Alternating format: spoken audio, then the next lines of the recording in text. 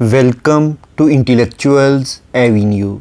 आज हम William Butler येट्स की जिस पोएम को डिस्कस करेंगे उसका टाइटल है एडम्स कर्स यानी आदम की बद्दुआ। ये टाइटल बुक ऑफ जेनेसिस से लिया गया है जिसमें इंसान के जन्नत से निकाले जाने और काम और खुशी की अलहदगी के मुतल्लक बयान किया गया है। यानी जब भी इंसान को खुशी हासिल करना होगी उसके लिए उसे मेहनत करनी पड़ेगी। इससे पहले जब एडम और ईव जन्नत में थे उस वक़्त उन्हें हर चीज़ हर तरह की खुशी बग़ैर किसी मेहनत के हासिल हो जाया करती थी। विलियम बटलर येट्स ने जब अपनी बिलव्ड जिसका नाम मार्गॉन था उसे काफ़ी मर्तबा प्रपोज़ किया, लेकिन हर दफ़ा उसने इसके प्रपोज़ल को रिफ्यूज़ कर दिया। तो उस वक़्त इसने ये पोएम लिखी क्योंकि अब वो मैकब्राइड से शादी करने जा रही थी। इस पोएम में 3 कैरेक्टर्स हैं, एक पोइट खुद है और दूसरा उसकी बिलव्ड मार्गॉन और थर्ड कैरेक्टर मार्गॉन की सिस्टर है जिसका नाम कैथलीन पिल्चर है। W.B. येट्स ने ये पोएम 1903 में इन द 7 वर्ड्स में पब्लिश करवाई। ये पोएम टोटल 3 स्टेंजास पर कंसिस्टेड है। फर्स्ट स्टेंजा 27 लाइंस पर कंसिस्टेड है, सेकंड 6 लाइंस पर और थर्ड 5 लाइंस पर कंसिस्टेड है। इस तरह से इस पोएम की टोटल लाइंस की स्ट्रेंथ है 38।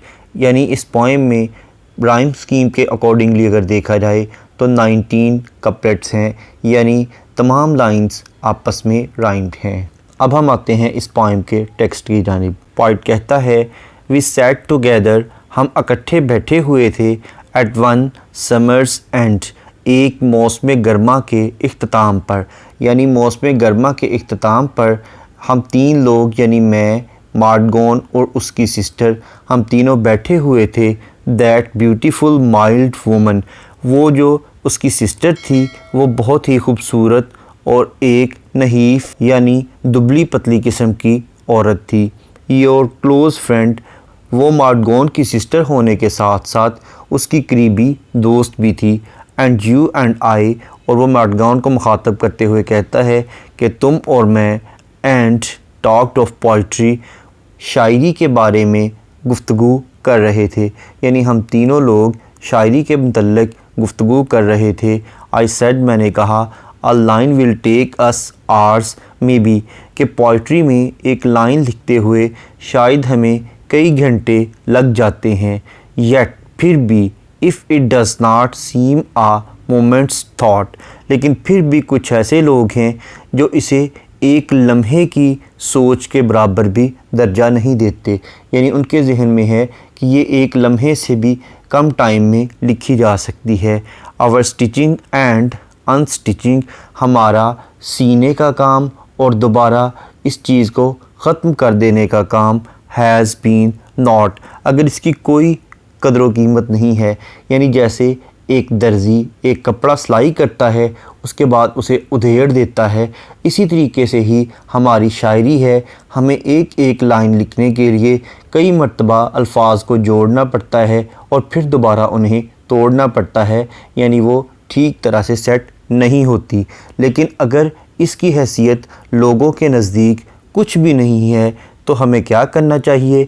Better go down upon your marrow bones, तो हमें चाहिए कि हम ये शायरी का काम तर्क कर दें, इसे छोड़ दें और किसी ऐसे काम को चुन लें जिसमें हमें बहुत सख्त किस्म की मेहनत करना पड़ती है और इस मेहनत की थकावट की वजह से हमारी हड्डियों के गूदे तक थकावट चली जाए।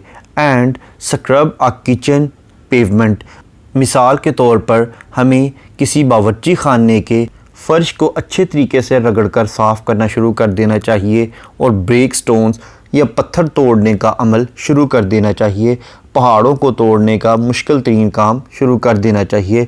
लाइक एन ओल्ड पापर, जिस तरह से एक बूढ़ा मिस्कीन या बेकारी करता है। In all kinds of weather, उसे ये काम हर तरह के मौसम में करना पड़ता है। यानी जैसे एक मज़दूर को हर तरह के मौसम में सख्त मशक्क़त करना पड़ती है, तो हमें चाहिए कि अगर हमारी शायरी को लोग कदर की निगाह से नहीं देखते तो हमें ये छोड़कर एक मज़दूर की तरह मेहनत मशक्क़त करनी चाहिए। For to articulate sweet sounds together, यानी मैंने खूबसूरत बातों का जिक्र किया है। Is to work harder than all these, ये काम इन तमाम चीज़ों से बढ़कर मुश्किल है। यानी मैंने किचन में काम करने का और पत्थर तोड़ने का जो जिक्र किया है, उनसे कई गुना ज़्यादा मुश्किल शायरी करना है। एंड येट, और फिर भी, be thought and idler by the noisy set, फिर भी इस काम के बारे में ये ख्याल किया जाता है कि ये बहुत ही सुस्त रवि का काम है। और ये कौन लोग इसको सुस्त रवि का काम कहते हैं? बैंकर्स, यानी बैंकों में काम करने वाले, यानी इकोनॉमी के जो एक्सपर्ट्स हैं वो, स्कूल मास्टर्स, स्कूल में पढ़ाने वाले उस्ताद यानी एजुकेशन के लोग, एंड क्लर्जीमैन, और चर्च के लोग यानी मजहबी लोग भी इसको बहुत ही सुस्त और निकम्मे लोगों का काम कहते हैं। The martyrs call the world, बल्कि वो तो ख़ुद ही को इस दुनिया के शोहदा और अजीम लोग तसव्वुर करते हैं। उनके जहन में है कि असल लोग वही हैं, शायर तो कोई हैसियत नहीं रखते।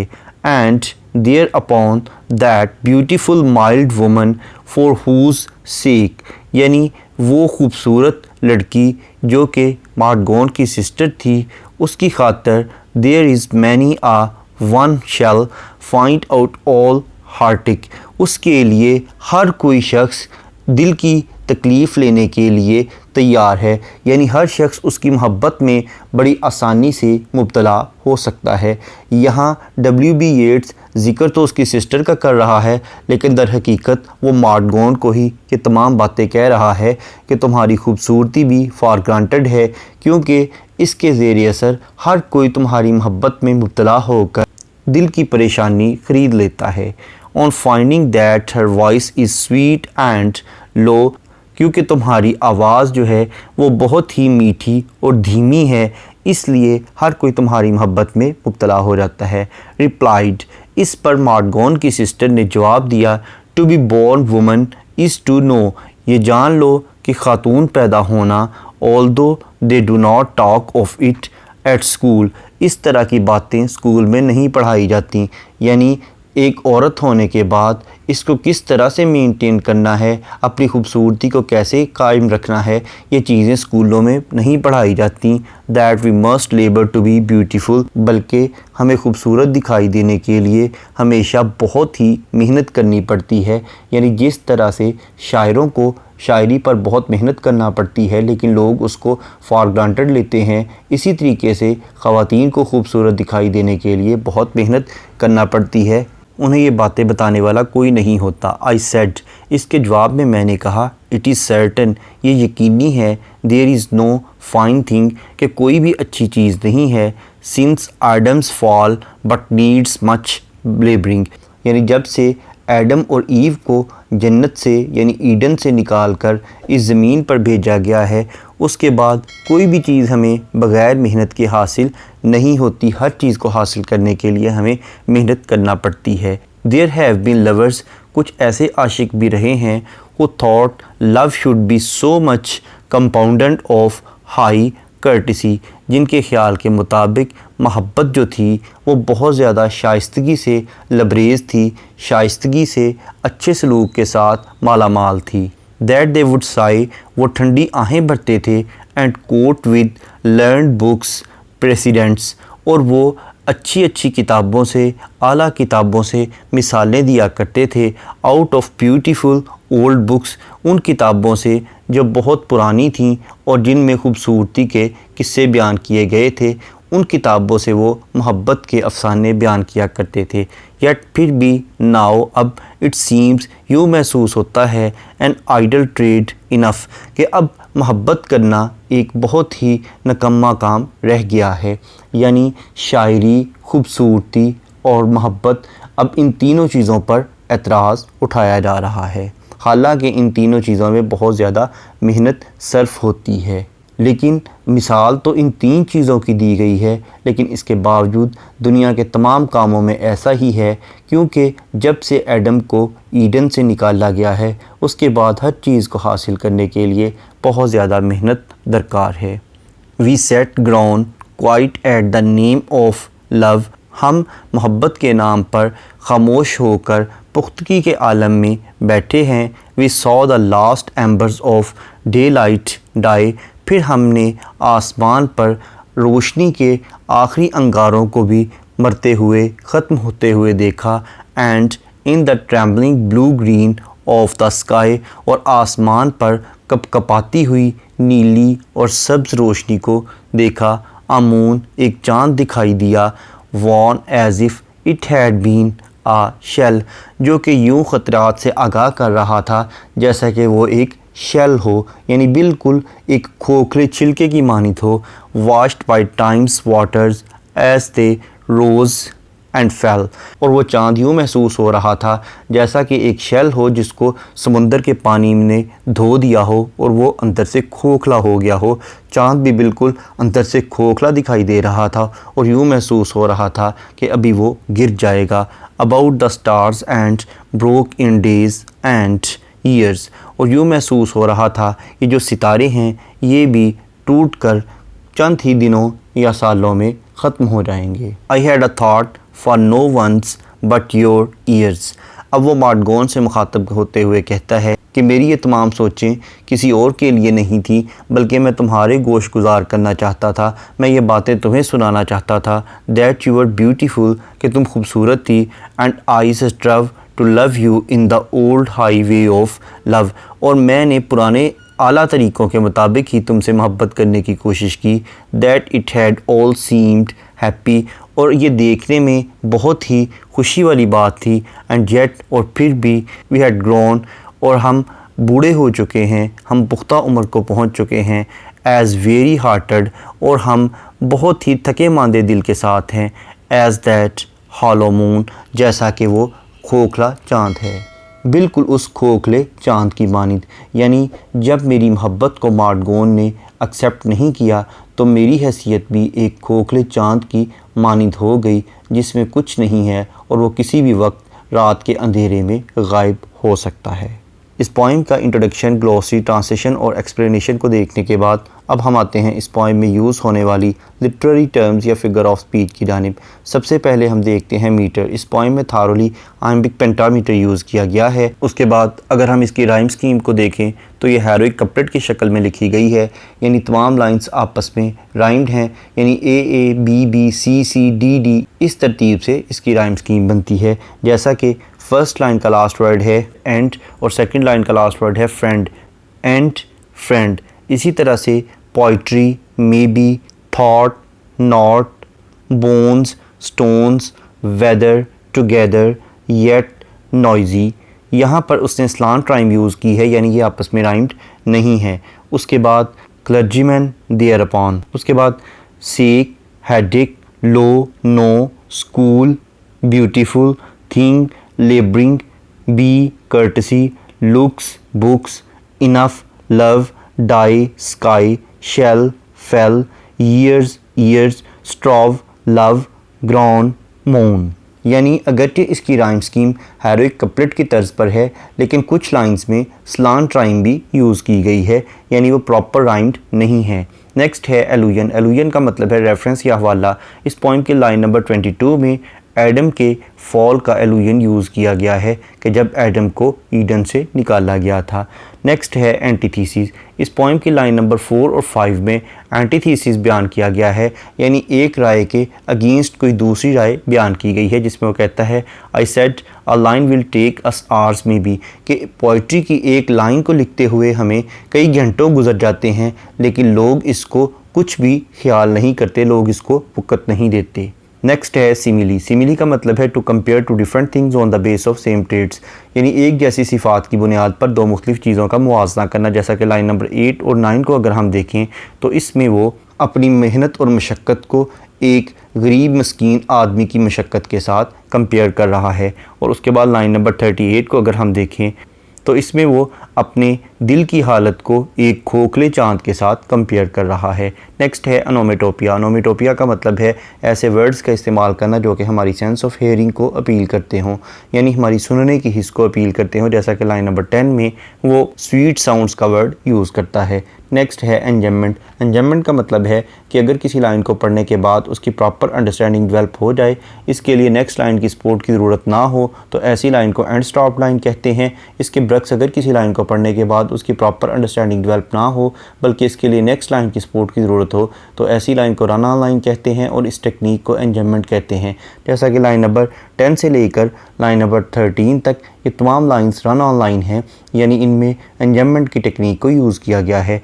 जैसा कि लाइन नंबर 10 में पॉइंट कहता है for to articulate sweet sounds together, यानी ऊपर जिस चीज़ का जिक्र किया गया है वो क्या है, वो नेक्स्ट लाइन में बयान करता है is to work harder than all these, वो इन तमाम चीज़ों से ज़्यादा मशक्क़त तलब है, ज़्यादा मेहनत मांगती है। अब वो कैसे, एंड येट फिर भी, और फिर भी क्या है, वो नेक्स्ट लाइन में बयान करता है be thought and idler by the noisy set, फिर भी लोगों का एक ग्रोह इसे नकम्मा समझता है। अब कौन से लोगों का ग्रोह, वो नेक्स्ट लाइन में बयान करता है of bankers, school masters and clergyman. अब वो क्या समझते हैं, दे मर्टाइड कॉल द वर्ल्ड, वो अपने आप को इस कौम के, इस दुनिया के अजीम तरीन शहदा तसव्वुर करते हैं।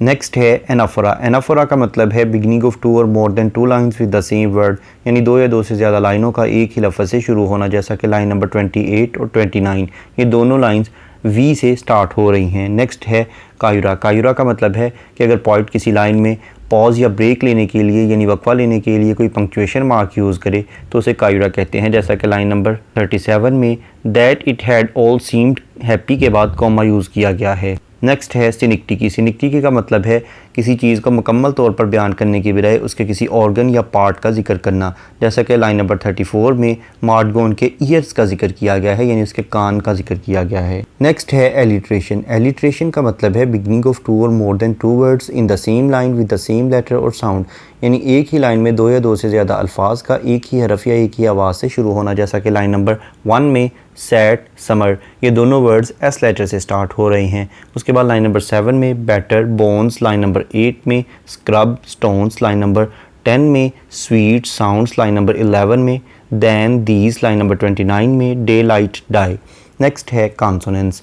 कॉन्सोनेंट्स का मतलब है use of same consonant letter in the different words of the same line, यानी एक ही लाइन के मुख्तलिफ अल्फाज में एक ही कॉन्सोनेंट लेटर का इस्तेमाल करना, जैसा कि लाइन नंबर 1 में टुगेदर और समर, इन दोनों वर्ड्स में आर लेटर यूज़ हुआ है जो कि कॉन्सोनेंट लेटर है। उसके बाद लाइन नंबर 2 में माइल्ड, फ्रेंड, लाइन नंबर 7 में down, upon, bones, line number 9 में पॉपर, वेदर, लाइन नंबर 10 में आर्टिकुलेट, स्वीट। नेक्स्ट है एसोनेंस। एसोनेंस का मतलब है use of same vowel letter in the different words of the same line, यानी एक ही line के मुख्तलिफ अल्फाज में एक ही वावल लेटर का इस्तेमाल करना, जैसा कि लाइन नंबर 1 में टुगेदर एंड, लाइन नंबर 7 में डाउन, अपॉन, बोन्स। इसके अलावा पोइट ने कुछ इमेजेस भी यूज़ किए हैं, जैसा कि summer's end, beautiful mild woman, marrow bones, kitchen pavement, stones, old pauper, weather, bankers, schoolmasters, clergymen, the martyrs, world, school, beautiful old books, embers of the daylight, moon, shell, stars, years. इसके अलावा poet ने symbols भी use किए हैं, जैसा कि जो moon यानी चाँद है वो चेंज यानी तब्दीली का सिंबल है, और जो समर्स एंड है वो पोइट की जवानी के दिनों के इख्तिताम का सिंबल है। इसके बाद अगर हम इस पोइम के थीम को देखें तो इसमें पोइटिक प्रोसेस का जिक्र किया गया है, उसके बाद पोइट्री पर होने वाली क्रिटिसिज्म का जिक्र किया गया है, और पोइट्री और ब्यूटी की क्रिएशन में जिस डिफ़िकल्टी का सामना करना पड़ता है उसका जिक्र मिलता है, और इसके अलावा इंसान को हर काम करने के लिए जिस मेहनत की ज़रूरत है उस लेबर का जिक्र मिलता है। इसके अलावा रोमांटिक वेरीनेस और डिसएलुजनमेंट का जिक्र मिलता है, यानी आज के दौर में रोमांटिक वैल्यूज़ ख़त्म होती चली जा रही हैं। यहाँ पर यह पोइम ख़त्म हुई। विलियम बटलर येट्स की दीगर पोइम्स को डिटेल में समझने के लिए इसी चैनल यानी इंटेलेक्चुअल्स एवेन्यू पर W.B. येट्स की प्लेलिस्ट को विज़िट करें। इसके अलावा जिन लिटरेरी टर्म्स का जिक्र इस पोइम में किया गया है उन तमाम टर्म्स को डिटेल में समझने के लिए इसी चैनल पर लिटरेरी टर्म्स की प्लेलिस्ट को विज़िट करें। इन दोनों प्लेलिस्ट्स का लिंक नीचे डिस्क्रिप्शन बॉक्स में मौजूद है। Thank you for attending this lecture.